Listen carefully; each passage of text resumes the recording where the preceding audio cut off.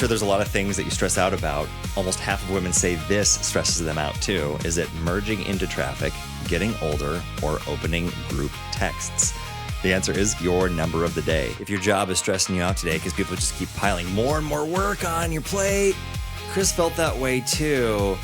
But what he did with the extra work, I think, is going to make you smile. If you're feeling overwhelmed with the bad news you read every day, I got some good news for you and a way to level up your life. And you've got dreams, you're not there yet. How do you start? Bob Goff has some advice for you with your daily joy scroll. That's coming up on The Good News Show with Andy, where I'm all about putting a smile on your face and hope in your heart. The Good News Show with Andy. The number of the day is... Almost half of women say that this stresses them out. Don't be stressed out by this. It is getting older because we can't avoid it. And I don't know if it's getting older that you say, Andy, I'm not afraid of anymore, or something else in your life that you go, I realized I was afraid of this, and it wasn't something that I should be afraid of. Let me know how you overcame that. Hey, who's this? Joseph, I was just driving home. I had heard your thing about fear. So fear stands for false evidence that appears real. False evidence that appears real. Wow. And Satan will try to deceive us in a lot of different ways and trick us. And one of the Bible verses that I like here comes out of Deuteronomy 31:6. Be strong and of good courage. Do not fear, nor be afraid of them. For the Lord your God, he is the one who goes with you. He will not leave you nor forsake you. Fear is two things. It's face everything and run, or it's face everything and rise. And it's just how you look at it and how you can present yourself to God and how God talks to you. And I feel like that's how you can take fear and kind of turn it into a positive and just rise from it. You just have to get past that fight or flight mechanism in our body to say, I don't have to do either. I can trust, I guess, fight, flight, or faith. That's what it should be. I hope this story makes you smile today. When you're behind on your work, what happens? More gets piled on. Your coworker says, hey, can I do this? Can you do this for me? No, I'm trying to get home to my family. And that was the case for Chris as well. He actually delivers mail. He was behind on his mail route, just trying to get it done. So when he was putting mail in one of the last mailboxes, he hears this loud noise coming from the house, and it was so distressful. He knew he had to jump into action, so he parks the little mail truck and runs inside, and he sees a man unconscious on the ground in the kitchen. Chris knows CPR. His first aid skills kicked in, and after 2 minutes, this man, Mike, opens up his eyes, and his life was saved. And he's so thankful. He said, now I get to see my grandkids again. I have a new lease on life. Sometimes delays are actually divine appointments. One summer morning, as he was fixing his breakfast, Ray looked out his window to see a young girl being swept along in the rain-flooded drainage ditch beside his home. Ray knew that further downstream, this ditch disappeared underneath the road. Ray knew if she got to that point, it wouldn't be good, so he dashes from his home, hurls himself into the deep, churning water. When he finally surfaced, he was able to grab the girl's arm. They tumbled end over end, and then, as Ray was only 3 feet from going under the road, Ray's hand felt something sticking out from the bank. He held onto it desperately. By the time help arrived, Ray had pulled the girl to safety.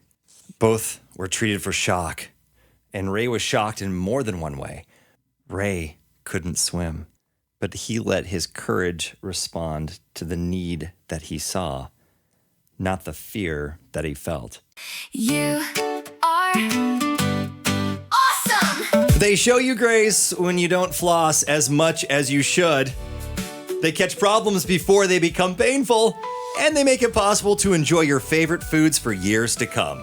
So if you are a dentist, You are awesome. if you're feeling overwhelmed with the bad news you read every single day, here's a way to level up your life. Use what's called the new car effect. That's where if you shop for a new car, what happens? You start noticing that type of car everywhere. It's the same with your thoughts. When you take time to notice the things that are good in your life, you're gonna see more of the good God is doing right in front of you. If you don't have any summer plans, you may wanna copy what Joy did. She just checked in after doing an intense 8-day 3,850-mile road trip. And Joy is a single mom and has a 4-year-old son who came along. And she said, Andy, we did the entire trip 100% screen-free. And instead of relying on iPads, we turned the trip into a faith-filled educational adventure. They had blasted music you hear on the station and talked about all the differences and the changes in God's creation as they were going through America. And I'm sure that 4-year-old will always remember that, because I remember my road trips growing up before I had my Game Boy. I would sit there and just stare at the power lines going up and down like I was on a roller coaster. And that kept me occupied for, at least it felt like 8 days. It may have been more like 8 minutes, but way to go, Joy. It might be impossible to not worry. I'm believing that now that my oldest is in basic training and every day wondering, how's he doing? Is he gonna make it okay? Worry is worshiping your problem. Prayer is surrendering your problem. So you can do that right now. Whatever the worry that's creeping up in your heart, as I say the word worry, I bet something comes to mind. Say, hey, God, I'm surrendering this problem to you. How do you get started following your dreams? Well, someone who has definitely followed his dreams, Bob Goff, says this. You ever have a great idea? One you think will work, but you're not really sure, man? Ideas are like oxygen for me. I breathe in, I got 4 more of them. But what if you pick one of them? Just take everything you know you're good at and a couple things you know you're bad at. Do less of what you're bad at. Take that idea, take the next step, and don't just think about it anymore. Land the plane. If you're feeling lost, confused, feeling like you're not on the right track, you're not alone. The Bible compares you and I to sheep. They don't learn well. They're extremely difficult to train. They're easily frightened and confused. In fact, they've been known to plunge blindly off a cliff, following one after another. How often do we chase things that don't matter because we think we need them? And here's a promise for you in the Bible that just like a shepherd takes care of the sheep that they guard, take care of things like their shelter, their food, their water, their direction.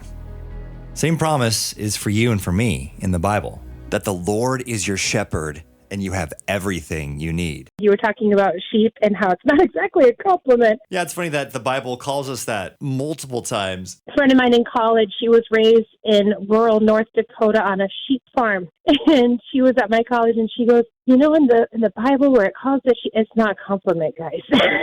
She goes, they will go off a cliff because the other ones are running off the cliff. They will fight everybody that is trying to help them. They're just really dim-witted. It's almost like God wanted us to realize we needed a savior to save us from the world and from ourselves. We're just talking about how God is still writing your story and he's working in the details. So I'm a pastor of a church, and my best friend from grade school and his wife go there. Check showed up in the mail from their parents that said, we appreciate what you do and just support your ministry at the church, so thanks, for like $5,000. Boy, I bet that helped. What did you think when you saw it? Hard to believe on one hand, but on the other, very fitting that God would do something like that. You ever think about what you would do if you knew you had one last day to live? I'm thinking, call all the people that I know to tell them I love them and then eat as many Dairy Queen cotton candy blizzards as I possibly could. But what Jesus did, knowing that it was his last day, he washed feet. He knew it was going to happen, and he washed feet. And when I get confused about what I should do in any situation, I can always go back to that. That's what Jesus did every moment, served others.